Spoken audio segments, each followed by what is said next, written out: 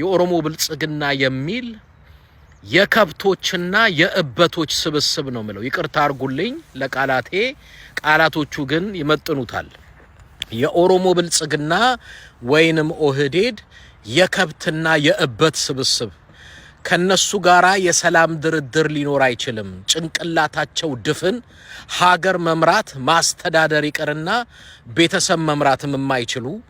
አየር ኃይሉን ምድር ጦሩን ጠቅላይ ሚኒስትርነቱን ይዘውት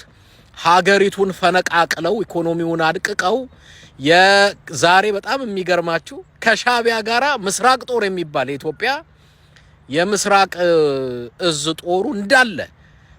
ወደ ኤርትራ ዘልቆ ከሻቢያ ጋራ ሆኖ የራሱን ህዝብ የሚወጋ የራሱን መሬት ለሻቢያ አሳልፎ የሚሰጥ